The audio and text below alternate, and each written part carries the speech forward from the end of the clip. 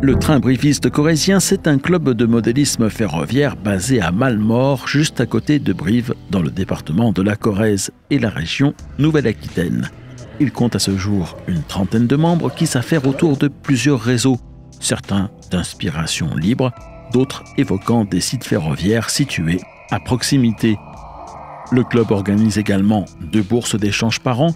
La première vient de se dérouler fin mai, la seconde est programmée pour la fin du mois de novembre. Et d'ici là, le club espère exposer à Euromodels à Châtellerault les 24 et 25 septembre prochains. Je vous propose de rencontrer Lionel Moreau, son président, qui va nous faire découvrir les activités de l'association, les locaux du club et les réseaux qu'ils abritent.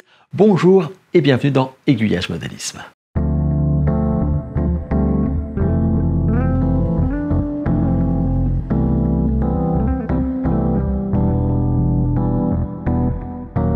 Avec d'autres associations, le train briviste corrézien est installé dans d'anciens locaux industriels où vous pourrez également vous rendre, comme je l'ai fait, les jours d'ouverture, les mercredis et samedis après-midi.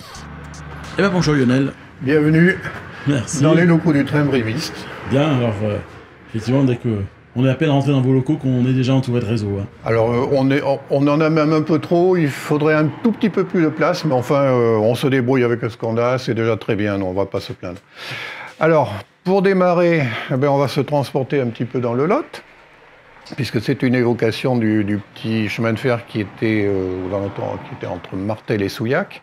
Donc on a de ce côté une évocation de la gare de Martel, avec ses locaux et puis le fond de la ville de Martel. Et de l'autre côté, on a le petit chemin de fer qui longeait les rives de la Dordogne et qui allait normalement au bout jusqu'à Souillac et qui maintenant est désaffecté en partie. Mais il y a une association qui a repris un peu ce chemin de fer et qui fait des visites touristiques jusqu'au tunnel qu'on voit là-bas.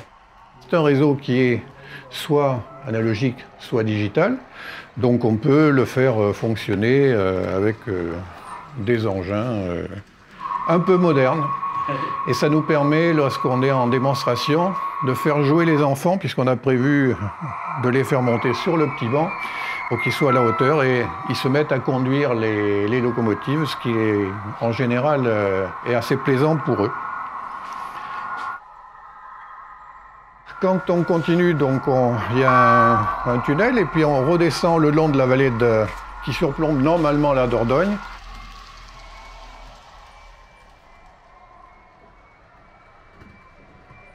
On a une évocation des rochers et des ouvrages d'art, viaducs et tunnels qui sont sur cette ligne et qu'on voit maintenant en prenant le petit train de Martel. Vous voyez, le chemin de fer du Haut-Quercy passe en dessous de ce rocher qu'on voit là-bas et qui est évoqué.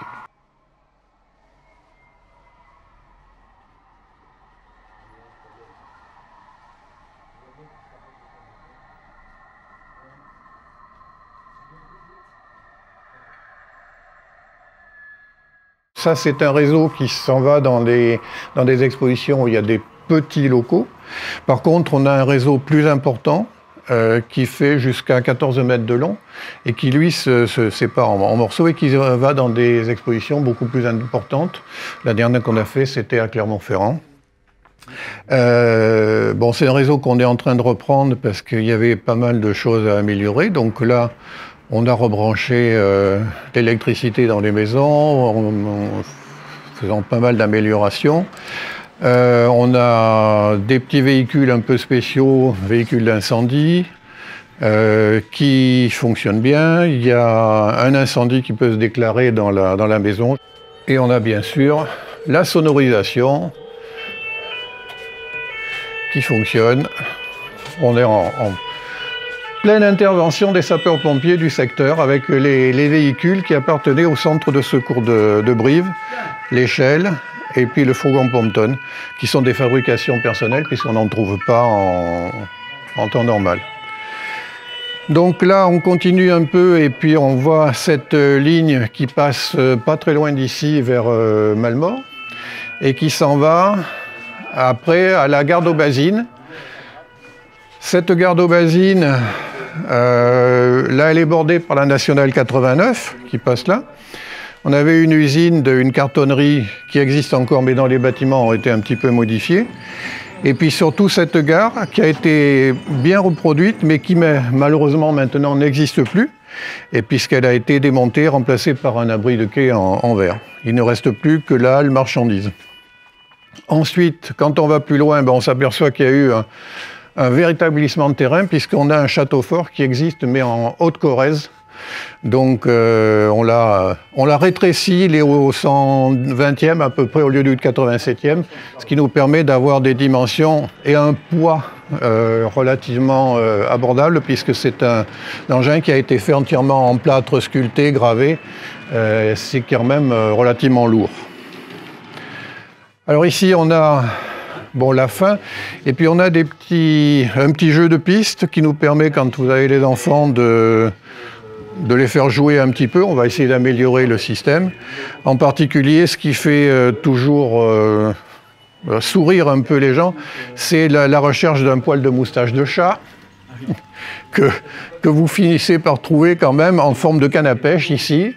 Pauvre chat à qui qu'on a amputé bêtement. Ici, on peut voir des petits éléments qui se rajoutent au circuit de Mallemort. Il y a 3 éléments, 2 droits et un qui est en hauteur là-bas, qui est un angle et qui nous permet d'avoir une configuration en L si on a la place dans les pièces.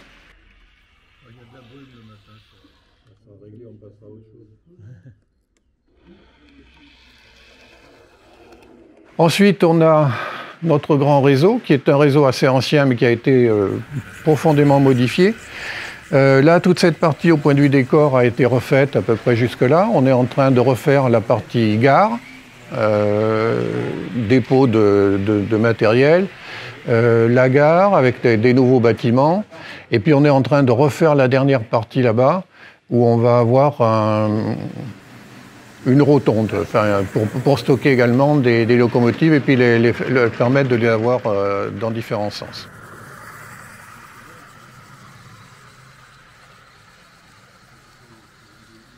Le club existe depuis plus de 30 ans. On avait été dans différents locaux prêtés par la ville de Brive au fur et à mesure des possibilités. On a commencé par un petit truc au Chapelly. Et puis après, on a eu deux classes qui ont été mises dans des classes désaffectées. Et puis finalement, depuis plus de 10 ans maintenant, on est stable ici. C'est un ancien local qui appartenait à une usine qui a déménagé de l'autre côté de Brive. Donc certains locaux ont été récupérés. Il y en a pour le train Brive, il y en a pour le Bridge Club, il y en a pour la société d'archéologie. Donc ça a été réparti en différentes associations. Donc vous avez un petit peu de place, même si quand on fait du modélisme ferroviaire, on a toujours besoin de plus, mais... Oui, mais écoutez, on ne se plaint pas. Vous voyez quand même que les locaux sont quand même assez grands. Ça nous permet d'avoir des réseaux assez importants. Et ça nous permet d'avoir des réseaux, de mettre au point des réseaux modulaires qui vont pouvoir aller dans des expositions, ce qui est quand même un petit peu le but, c'est de se faire un peu connaître. Justement, vous participez à des expositions alors, au niveau local, au niveau régional, local national. Et au niveau régional un petit peu, même voire quelquefois un petit peu plus loin. Ça nous est arrivé d'aller du côté d'Albi, de Joly, de Clermont-Ferrand. On avait été à d'autres expositions.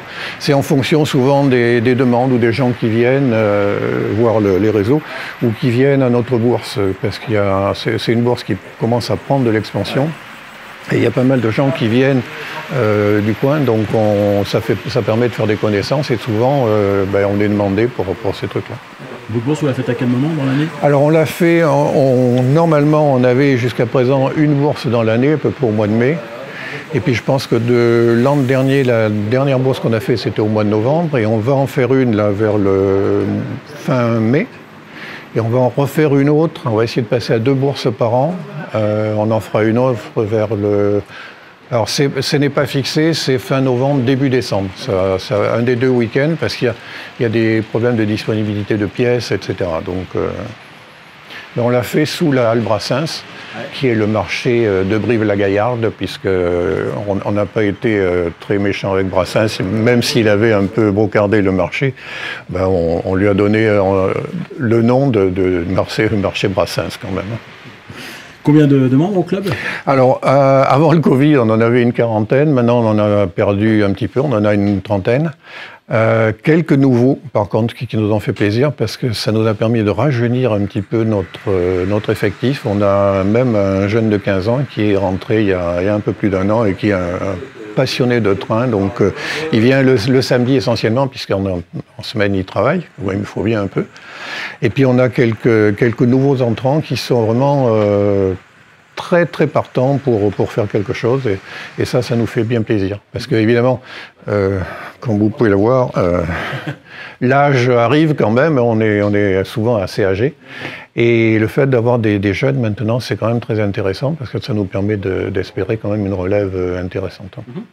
Et là, du coup, vous êtes à la fois analogique et numérique, donc sur certains réseaux, alors sur d'autres... Ce réseau, c'est analogique, parce que ça nous permet aussi de faire tourner certains matériels qu'on a, et puis le passage au digital, c'est quelquefois assez onéreux quand même, il faut équiper toutes les machines, et on a quand même des budgets assez limités.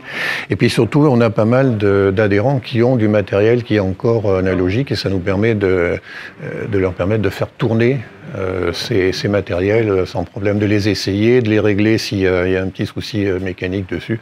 Ça permet quand même pas mal de choses. Si on n'a que du digital, on ne peut plus faire fonctionner que du digital dessus, ce qui est un peu limitatif. Donc celui-là est en analogique, mais il y en a d'autres qui mêlent les deux en fait. Voilà, le réseau que vous avez vu à Martel là-bas, il peut être fait en analogique ou en digital.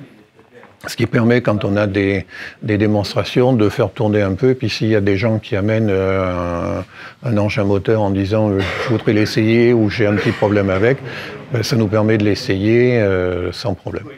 Et quant à celui-là, qui va être entièrement, en demi refait, celui-là il sera entièrement digital. Par contre, de façon à avoir un peu un panel de tous les systèmes.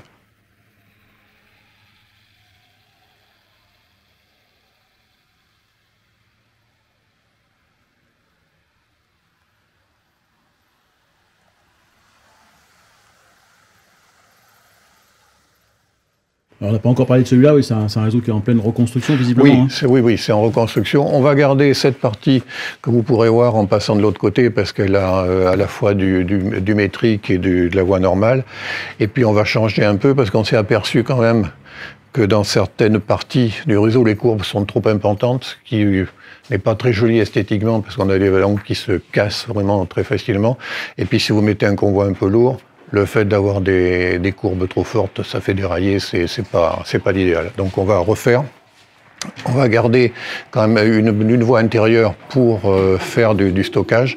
Et on va faire une passerelle entre les deux de façon à avoir un circuit en continu avec des courbes plus sympathiques. Quelle inspiration pour celui-là? Alors, inspiration de ce côté-là, ça va être les tramways de la Corrèze, puisqu'on a une petite gare, on a pas mal de choses qui sont en métrique. Et là, ici, peut-être une évocation de la gare d'Alassac, qui est à peu près de taille, sur laquelle il y a deux voies. Donc, il y a pas mal de choses qui nous poussent un petit peu vers cette gare. Comment fonctionne le club? Donc, réunion mercredi, alors, samedi. réunion le mercredi après-midi et le samedi après-midi. Et puis après, c'est en fonction des demandes. Par exemple, on va ressortir le réseau de Martel là-bas pour le mois de juin. On va à 2 jours de présentation avec une association de Brive. Et on va alors après, le même réseau, on va aller en octobre et novembre à la médiathèque de Tulle, parce que j'avais fait une petite exposition à la médiathèque de Naves qui a été remarquée. Et donc, le patron de la médiathèque de Tulle nous a dit il nous faudrait cette expo. Mais je lui ai dit, on peut même vous mettre autre chose. Ce qui est de bien, c'est quand on a ces réseaux, on peut se permettre maintenant avec le digital de faire jouer les enfants.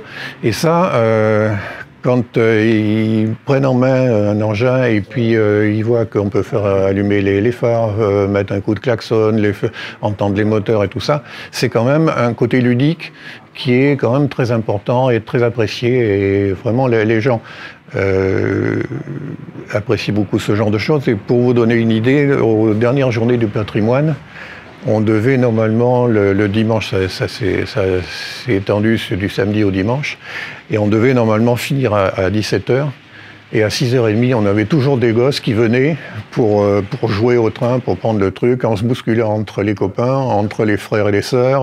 Enfin, c'était assez amusant et c'était très très plaisant parce que ça nous amène vers autre chose. Je crois que le modélisme, quelquefois, c'est ce qu'on peut reprocher au modélisme, c'est qu'on fait un modèle dans son coin, dans son grenier, dans sa cave, mais on reste un peu renfermé sur soi-même, tandis que ce genre de choses, ça permet de s'ouvrir aux autres, de s'ouvrir aux jeunes. C'est quand même très très agréable, c'est très gratifiant. Ouais, ouais. En termes de projet pour le club, est-ce qu'il y a l'actualité sur de Alors, choses en expo, on espère aller à Châtellerault en fin d'année. Donc peut-être fin septembre en principe. On a les journées du patrimoine, là où on est toujours partant. On a la journée des associations. On a donc l'expo à Tulle pendant 2 mois. Et puis après, on verra. Il faut dire que le Covid a quand même bousculé un petit peu les expositions et tout ça, parce qu'il y avait tellement de contraintes sanitaires et tout ça que c'était pas très très intéressant, pas facile pour les organisateurs de prévoir quelque chose, de faire des... Et là, peut-être ce qui va coincer un peu, ça va être l'augmentation des prix des carburants et tout ça, qui vont peut-être pénaliser aussi les organisateurs, parce que faire venir un groupe d'assez loin, ça suppose des frais importants. Bon. On verra. À voir. Effectivement. Vous-même, avez-vous limité vos activités en club ou vos visites d'exposition à la suite de la crise sanitaire? Est-ce que l'augmentation des prix du carburant va avoir un impact sur vos déplacements dans les salons à venir, voire sur le budget que vous consacrez à votre passion? Dites-le moi en commentaire, et si vous êtes dans la région, n'hésitez pas à rendre visite au train briviste corrézien. Il se trouve sur la commune de Mallemort qui touche Brive.